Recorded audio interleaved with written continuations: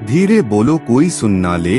दोस्तों, यह बात हम सबके कानों में जरूर पड़ी होगी और हमारे मुंह से भी निकली होगी, लेकिन सोचने की बात यह है कि यह वाक्य कब कब हमारे मुंह से निकलता है और कब कब हमारे कानों में पड़ता है, क्योंकि ऐसे कम ही गुप्त राज होते हैं जो हम दूसरों के कानों में पढ़ने नहीं देना चाहते। अक्सर परिवार में अशांति का कारण हम स्वयं ही होते हैं। हम इस बात को देख पाए या भले ना देख पाए, पर यह असल सत्य है, क्योंकि जाने अनजाने मूर्खता वश हम खुद ही अपनी वह सारी बातें दूसरों को बता देते हैं जो हमें कभी दूसरों को नहीं बतानी चाहिए। और वही बातें जो जाने अनजाने हमने किसी दूसरे के सामने बता दी थी, वही हमारे दुख का कारण बन जाता है, वही हमारे लड़ाई झगड़े का कारण बन जाता है। और फिर बाद में हमें पछतावा होता है कि मुझे यह बात किसी को नहीं बतानी चाहिए थी, मेरी ही गलती है जो मैंने जाने अनजाने यह बात सभी को बता दी और मेरी ही बात मेरे दुखों का कारण बन गई। इसीलिए दोस्तों, आज की जो कहानी मैं आपको सुनाने वाला हूँ, ये कहानी सुनने के बाद आपको 7 ऐसी बातें पता चलेंगी जो आपको कभी किसी को गलती से भी नहीं बतानी है। यह जो 7 बातें हैं जो आपको किसी को नहीं बतानी, क्यों नहीं बतानी, इसके पीछे का तर्क भी मैं आपको इसी बौद्ध कहानी के माध्यम से दूंगा। तो चलिए दोस्तों, लेट न करते हुए कहानी को शुरू करते हैं। एक समय की बात है, एक नगर में रामू नाम का एक युवक रहता था। वह युवक बहुत गरीब था, 2 वक्त की रोटी भी बड़ी मुश्किल से उसको नसीब होती थी। किसी काम की तलाश में दिन रात खोज करने पर भी उसे कोई काम नहीं मिल रहा था। फिर एक दिन उसने अपनी पत्नी के सामने आकर अपनी सारी समस्या बता दी। उसने अपनी पत्नी को कहा कि मैं जिस जगह भी काम मांगने के लिए जाता हूँ तो हर कोई मुझे यह कहकर काम नहीं देता कि हमारे यहाँ काम की जरूरत नहीं है। मैं काम की तलाश करते करते थक चुका हूँ। मुझे समझ नहीं आता कि मैं तुम लोगों का पेट कैसे भरूं और अपने बच्चों को कैसे पालूंगा, और यह चिंता मुझे दिन रात खाई जा रही है। यह सुनकर उसकी पत्नी ने कुछ सोच विचार करके कहा कि तुम एक आदमी के पास एक बार ही काम मांगने के लिए जाते हो और जब वह काम नहीं देता तो तुम 2 बार उसके पास काम मांगने जाते तक नहीं हो। अगर तुम्हें उनसे काम लेना है तो तुम्हें हमदर्दी जतानी होगी, तुम्हें उनसे हमदर्दी हासिल करनी होगी, अपनी गरीबी दिखानी होगी, ताकि वो लोग तुम्हारी मजबूरी समझकर तुम्हें काम पर रख ले। इसीलिए शर्म मत करो, उन्हें अपनी मजबूरी बताओ, अपनी गरीबी बताओ और इसी उपाय से तुम काम पा सकते हो। यह बात रामू के मस्तिष्क में बैठ गई और अगले दिन काम मांगने के लिए वह उसी सेठ के पास जा पहुंचा जहां पर वह पिछले दिन काम मांगने के लिए गया था। लेकिन इस बार उसने हाथ जोड़कर उस सेठ से प्रार्थना की और विनती की कि वह बहुत गरीब है और उसे काम की बहुत जरूरत है। वह जो कुछ भी उसे देंगे उसमें संतुष्ट हो जाएगा, पर कृपा करके मुझे अपने यहाँ काम पर रख ले। उसकी यह हालत देखकर उस सेठ ने उसे अपने यहाँ काम करने के लिए रख लिया। वह रोज सेठ के यहाँ काम करने जाने लगा। अंदर ही अंदर वह खुश तो था कि उसे काम तो मिला, लेकिन उसे वेतन दूसरे लोगों से कम मिलता था। वही काम जो दूसरे लोग कर रहे थे उन्हें ज्यादा पैसा मिल रहा था और इसे कम पैसा मिल रहा था। जब इस बारे में उसने अपने सेठ से कहा तो सेठ ने कहा कि देखो भाई, तुम्हें काम की जरूरत थी, मैंने तुम्हें काम दिया, मेरा धन्यवाद करने की बजाय तुम मुझसे शिकायत कर रहे हो। यह सुनकर रामू वहीं पर चुप हो गया। बात कहीं ना कहीं सत्य थी। सेठ ने तो उसे उसकी मजबूरी के हिसाब से ही काम दिया था और इसीलिए वह उसे अपने अनुसार ही वेतन देता था। लेकिन धीरे धीरे उसने यह बात अपने सगे संबंधियों और अपने दोस्तों को भी बताना शुरू कर दी कि उसका सेठ कैसा आदमी है और उसे कितना वेतन देता है। समय निकलता रहा और रामू पूरी लगन के साथ अपना काम करता रहा, लेकिन अब परिस्थितियां बदलने लगी थी। सेठ अब रामू से दूसरे लोगों से ज्यादा काम लेता था और उसे कम वेतन देता था। यह बात रामू के मन को बहुत खलती थी कि वह दूसरों से ज्यादा मेहनत कर रहा है और उनसे कम वेतन पा रहा है। इससे उसके आत्मसम्मान को बहुत गहरी चोट पहुंची। अब धीरे धीरे उसका मन अपने काम से हटने लगा, उसका मन काम में लगता ही नहीं था। जाहिर सी बात है कि ऐसी जगह किसका मन लगेगा जहां आदमी को अपने आत्मसम्मान के साथ समझौता करना पड़े। इसीलिए जल्द ही उसने अपना काम छोड़ दिया और वह घर पर आकर खाली बैठ गया। अब उसके पास घर का खर्चा चलाने के लिए भी पैसे नहीं बचे थे। इसीलिए उसने अपने सगे संबंधियों और अपने दोस्तों से सहायता मांगना शुरू किया। लेकिन उसके दोस्त उसके सामने तो उसे दया का पात्र समझते थे, उसे झूठा दिलासा देते थे, लेकिन पीछे से उसका मजाक उड़ाते थे। वह कहते हैं कि रामू कितना बेवकूफ है, सेठ ने रामू से इतना काम लिया और बेचारे को पैसे भी नहीं दिए। अरे हम इसको पैसे दे दे तो यह कल हमारा भी पैसा वापस कर पाएगा कि नहीं। इसके ऐसे हालात है, काम तो इसके पास कुछ है नहीं, पैसा कहाँ से ला कर देगा।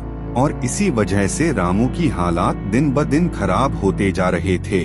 अब वह दिन रात तनाव में रहने लगा था। वही उसके दोस्त, वही सगे संबंधी जो उसके अपने होने का दिखावा कर देते, वो उसे दया का पात्र समझ रहे थे। उन्हें उसके ऊपर तरस आ रहा था। सब लोग आकर उसे ज्ञान तो बहुत देते थे, लेकिन कोई सहायता नहीं करता था। और अक्सर ऐसा ही होता है, ज्ञान देने वाले तो बहुत मिल जाते हैं, लेकिन मदद करने वाले कम ही होते हैं। एक दिन रामू को पता चला कि पड़ोस के गांव में एक बौद्ध भिक्षु आए हुए हैं जो बहुत ही ज्ञानी है। रामू इतनी परेशानी में था कि उसे कोई रास्ता नजर ही नहीं आ रहा था। इसीलिए जाने या अनजाने वह उस बौद्ध भिक्षु के पास पहुंच जाता है। वहां पहुंचकर वह सीधे बौद्ध भिक्षु के पैरों में गिरकर रोने लग जाता है। वह रोते रोते उन्हें अपनी सारी परेशानी बताता है कि किस तरह उसके सेठ ने उसका फायदा उठाया और उसके सगे संबंधी उसके साथ कैसा व्यवहार रखते हैं। सारी बातें सुनकर बौद्ध भिक्षु ने उसे शांत कराते हुए कहा कि बेटा, यह सारी समस्याएं तुम्हारी बुद्धिहीनता, तुम्हारी मूर्खता के कारण उत्पन्न हुई है। अगर तुम्हारे अंदर विवेक होता तो इनमें से एक भी समस्या तुम्हारे मन को दुखी नहीं कर सकती थी, लेकिन तुमने अपने अविवेक के कारण, अपनी मूर्खता के कारण खुद ही अपने रास्ते में कांटे बिछा दिए और खुद ही के लिए समस्या खड़ी कर दी। आज मैं तुम्हें ऐसी 7 बातें बता रहा हूँ जो भूलकर भी किसी को मत बताना, और इन बातों का अनुसरण करते हुए तुम बाहर से मिलने वाले दुखों को दूर कर सकते हो जो बेवजह दुनिया की वजह से तुम्हारे अंदर पनपते हैं। पहली बात जो किसी को नहीं बतानी चाहिए वह है अपनी मजबूरी। अपनी मजबूरी का दिखावा करके दूसरों का दया पात्र बनके उनकी सहायता लेने की गलती कभी मत करना। हो सकता है कि आज वह तुम्हारी मजबूरी देखकर तुम्हारी सहायता कर दें, लेकिन कल वह तुम्हारा फायदा उठाने से भी नहीं चूकेंगे, और अगर फायदा भी नहीं उठाया तो दूसरों के सामने तुम्हारा मजाक बनाने में वह आदमी कभी नहीं चूकेगा। इसीलिए कभी भी अपनी मजबूरी का दिखावा मत करो और अपने दुख सुख किसी को मत बताओ। अगर घर में 2 सूखी रोटी है तो वही खाकर सो जाओ, लेकिन दूसरों को इसके बारे में मत बताओ। जरा आप खुद सोचो कि मजबूरी बताने का क्या मतलब होता है। एक इंसान का या तो वह दूसरों से सहानुभूति हासिल करना चाहता है या उनसे कोई आर्थिक मदद चाहता है, लेकिन अगर दोनों ही परिस्थितियां आप देखें तो दूसरा आदमी आपका फायदा उठाने से नहीं चूकेगा, और अगर वह फायदा नहीं भी उठाएगा तो अपनी नजर में तो वह आपको मूर्ख ही समझेगा या बेवकूफ समझेगा, और दूसरों के सामने आपका मजाक तो जरूर बनाएगा। इसीलिए अपनी मजबूरी के बारे में कभी किसी को मत बताना। दूसरी बात जो किसी को नहीं बतानी चाहिए वह है अपने घर की बातें। जो भी हमारे घर के अंदर आपस में बातचीत होती है, हमारे माँ बाप के साथ, हमारे बच्चों के साथ, हमारी पत्नी के साथ, वह बातें परिवार तक ही सीमित रहनी चाहिए। अगर आप इन बातों का दूसरों के सामने ढिंढोरा पीटते हो तो दूसरों को आपके घर में घुसने का एक मौका मिल जाता है, और वह इसका फायदा उठाने से कभी नहीं चूकेंगे। वह आपके परिवार के सदस्यों को आपसे दूर ले जाने की कोशिश करेंगे। अक्सर ऐसा होता है, हम समाज में देखते हैं कि हम अपने घर के झगड़ों को कम करने के लिए उन झगड़ों को अपने पड़ोसियों और दूसरे सगे संबंधियों को बता देते हैं, लेकिन इससे आपको सहायता कभी नहीं मिली होगी, बल्कि आपके घर के लड़ाई झगड़े और ज्यादा बढ़ गए होंगे। और वह जाहिर है, वह लड़ाई झगड़े बढ़ेंगे। अगर आप अपने माँ बाप की बात दूसरों को बताएंगे तो आपके माँ बाप को बुरा लगेगा ही कि हमारा बेटा हमसे बताए बगैर दूसरों को यह बातें बता रहा है। इसीलिए अपने घर की बातें और अपने घर के लड़ाई झगड़े किसी के सामने मत बताना।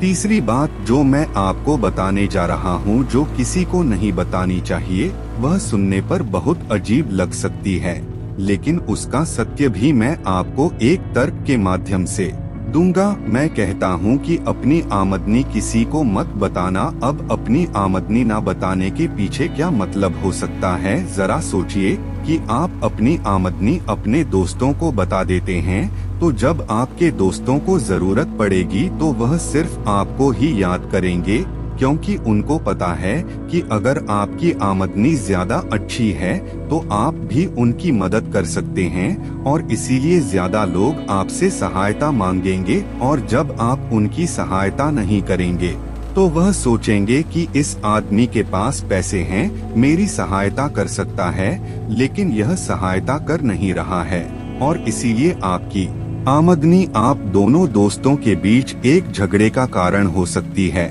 कम आमदनी होगी तो लोग मजाक उड़ाएंगे, और ज्यादा होगी तो सहायता मांगेंगे, तो अपनी आमदनी दूसरों को बताने का कोई मतलब नहीं है।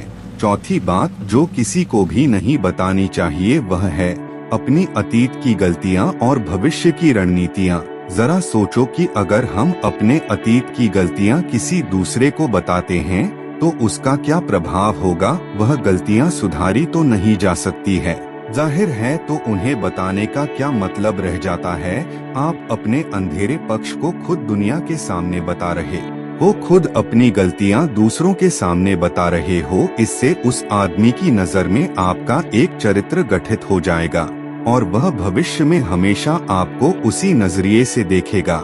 इसीलिए किसी भी आदमी की नजर में अपना चरित्र गठित मत होने दो, और जरा सोचो कि आप व्यर्थ में ही अपने भविष्य की रणनीतियां दूसरों के सामने बता रहे हो। जो लोग आपके काम का हिस्सा ही नहीं हैं, उनके सामने अपनी भविष्य की रणनीतियां बताने का क्या फायदा? वो लोग आपकी सहायता तो नहीं करेंगे, लेकिन आपकी भविष्य की रणनीतियों में समस्या जरूर बन सकते हैं।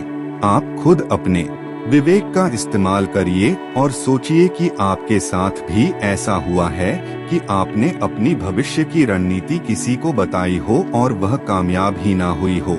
जरूर हुआ होगा, जरा गौर से सोचिए। पांचवी बात जो मैं आपको बताने वाला हूँ उसे अच्छे से समझ लेना और गांठ बांध लेना, और किसी को यह बात मत बताना अपनी कमजोरियाँ और अपनी ताकत। अक्सर इंसान को पता नहीं होता है कि उसकी कमजोरी या उसकी ताकत क्या है, लेकिन अगर आपको अपनी कमजोरी और अपनी ताकत पता है तो पहली बात तो आप बहुत ही बुद्धिमान आदमी हैं, और दूसरी बात कि आपको यह बातें किसी से साझा नहीं करनी है, क्योंकि अगर आपकी कमजोरियां दूसरों को पता चल गई तो वह आपकी कमजोरियों का फायदा उठाएंगे, और अगर आपकी ताकत पता चल गई तो वही ताकत आपकी कमजोरी बन जाएगी, क्योंकि वह ताकत दूसरे आदमी को पता है, और वह ताकत की वजह भी ढूंढ ही लेगा। अपनी कमजोरी और अपनी ताकत अपनी पत्नी या अपने पति को भी नहीं बतानी चाहिए, क्योंकि इसके बाद आपको घर में उनसे हमेशा दब के रहना पड़ेगा। छठी बात बताना चाहता हूँ कि जब तुम दान करते हो तो दान के बारे में भी किसी को मत बताना, नहीं तो दान करना व्यर्थ हो जाता है, या कहे बेकार हो जाता है। जब आप अपने दान का ढिंढोरा पीटते हो तो आप यह बता रहे हो कि मैं कितना बड़ा दानी पुरुष हूँ, और यह आपके अंदर एक अहंकार निर्मित करेगा।